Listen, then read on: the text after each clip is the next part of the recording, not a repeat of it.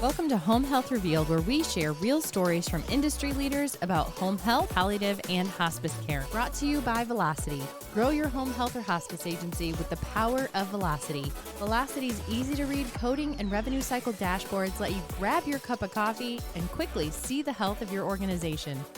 Hello, everyone. Welcome back to the Home Health Revealed podcast. I am Hannah Vale, and listen, if you were easing into that Thanksgiving leftovers nap on November 28th, the tryptophan was just wearing off. Hold on, because CMS had other plans. Right in the middle of our post-turkey drowsiness, they released the calendar year 2026 final rules. So let's unwrap that. First, let's start with the big headline and then talk a little bit about how it affects the revenue cycle and what you should do to prepare. Most of what I'm going to be saying in the next few minutes comes from the fact sheet on the CMS website. So I'm going to be reading directly just to make sure that what I'm saying is exactly factual. What we're looking at here with the calendar year 2026 Home Health Prospective Payment System final rule, they announced policy changes under the Home Health HH Prospective Payment System. So HHPPS is the nice, short, little cute term for it. This fact sheet that I'm going over really just discusses the major provisions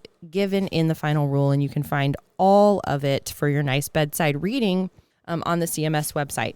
So, policy updates for home health agencies. Updates to the home health payment rates for calendar year 2026. Updated rates include the final calendar year 2026 home health payment update of an estimated 2.4% increase, which is $405 million increase, offset by an estimated 0.9% decrease that reflects the final permanent adjustment, which is $150 million of a decrease, an estimated 2.7% decrease. So we're just kind of adding all of this up here. That reflects the final temporary adjustment, or $460 million decrease, and an estimated 0.1% decrease that reflects the updated fixed dollar loss ratio for outlier payments, which is a $15 million decrease. All right, let's add all that up here. CMS estimates that Medicare payments to HHAs in the calendar year 2026 will decrease in the aggregate by an estimated 1.3%, or $220 million compared to the calendar year 2025 based on these finalized policies. So overall, we're looking at a 1.3% decrease. In addition, CMS is finalizing recalibrated PDGM model, so the patient-driven groupings model, the case mix weights, updated low utilization payment adjustments, or the LUPA thresholds, updated functional impairment levels, and comorbidity adjustment subgroups for calendar year 2026. This rule also finalizes changes to the face-to-face encounter policy, so that I think is a good thing, to align with the language of the Coronavirus Aid, Relief, and Economic Security Act, or CARES Act, regarding which physicians can perform the face-to-face encounter. So let's start talking a little bit about those permanent and temporary adjustments to the home health payment rates. So for calendar years 2023, 2024, and 2025, CMS applied reductions of 3.925%, 2.89%, and 1.975% respectively for those years, which were half of the estimated required permanent adjustments. For this final rule, the permanent adjustment was modified from the proposal after commenters raised concerns that behavior change after the calendar year 2022 might be attributable to factors unrelated to the implementation of the PDGM, such as the introduction of OASIS E assessment, the expansion of home health value-based purchasing, and increased Medicare Advantage penetration. It's really nice to know that our comments and the things that we gave as far as feedback were at least reviewed and considered. This final rule finalizes a permanent adjustment to the calendar year 2026 home health payment rate of negative 1.023% to account for the impact of implementing the PDGM for calendar years 2020 through 2022. This adjustment accounts for differences between assumed behavior changes and actual behavior changes on estimated aggregate expenditures due to those implementations of the PDGM during that time period and the change to the 30-day unit of payment. Additionally, to mitigate a significant single-year payment reduction, financial instability, and potential access to care issues, CMS is finalizing a negative 3% temporary adjustment to be applied to the calendar year 2026 payment rate. The temporary adjustment amount, 2020 through 2022 again, is $4.76 billion. The impact of differences will continue to be evaluated. And these are the differences, again, between the assumed behavior and the actual behavior changes on the expenditures through calendar year 2026. So continuing to monitor and make changes. Let's talk about the recalibration of PDGM case mix weights. So each of the 432 payment groups under PDGM has an associated case mix weight and LUPA threshold. CMS's policy is to annually recalibrate the case mix weights and the LUPA thresholds. So in this final rule, CMS is finalizing to recalibrate those case mix weights, including the functional levels and comorbidity adjustment subgroups. The LUPA thresholds using the calendar year 2024 data to more accurately pay for the types of patients that home health agencies are serving now. Changes to the face-to-face encounter policy. CMS is finalizing a changing to the face-to-face regulation to allow physicians in addition to NPs, CNSs, and PAs to perform the face-to-face encounter regardless of whether they are the certifying practitioner or whether they cared for the patient in the acute or post-acute facility from which the patient was directly admitted to home health and who is different from the certifying practitioner. This change will align the current regulations with the CARES Act language. Switching gears here, talking a little bit about the Quality Reporting Program, or QRP, for home health. CMS is finalizing the proposals to remove items from the HHQRP, removing the COVID-19 vaccine, so percentage of patients who are up to date measure, and the corresponding OASIS data element beginning with the calendar year 2026. CMS is also removing 4 assessment items in the standardized patient assessment, 1 living situation item, 2 food items, and 1 utilities item beginning with the 2026 HHQRP. This rule also finalizes changes to the reconsideration policy to allow providers to submit a request for reconsideration of an initial determination of noncompliance if they can demonstrate compliance.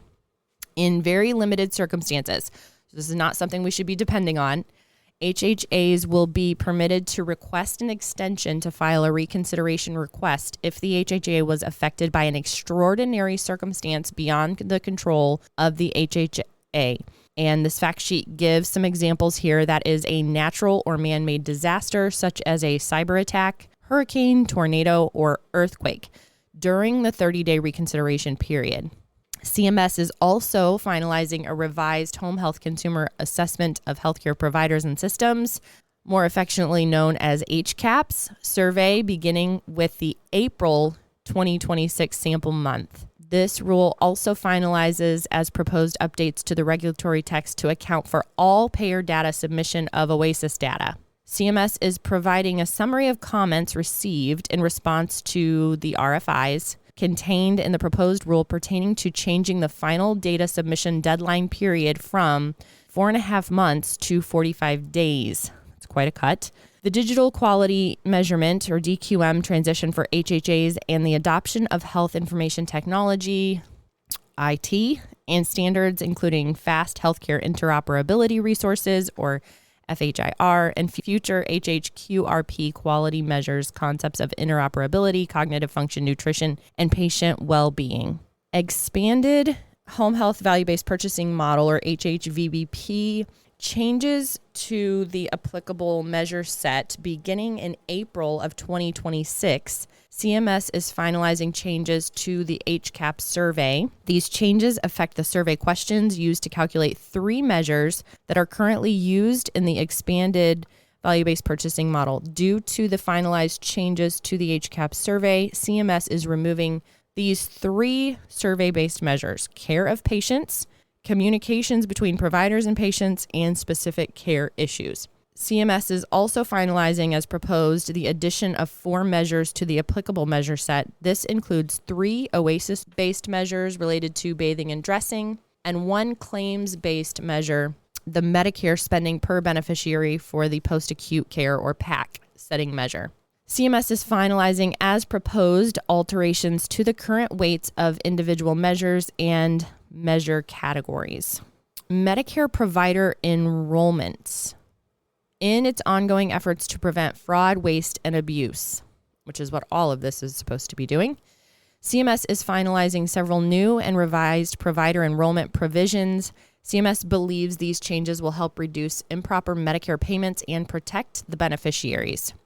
One is retroactive revocations. Under current regulations, certain Medicare enrollment revocations become effective prospectively, specifically 30 days after the date that CMS or the CMS contractor mails notice of the revocation to the affected provider or supplier. However, there are now several grounds for which CMS can revoke a provider's enrollment retroactively to the date the provider's noncompliance began. Retroactive revocation allows CMS to collect monies that have been paid to the provider since the beginning of its noncompliance. For this reason, the proposal is being finalized to increase the number of grounds for which CMS can revoke a provider retroactively. Again, this is all helped to ensure that taxpayer money is going to only legit, compliant providers.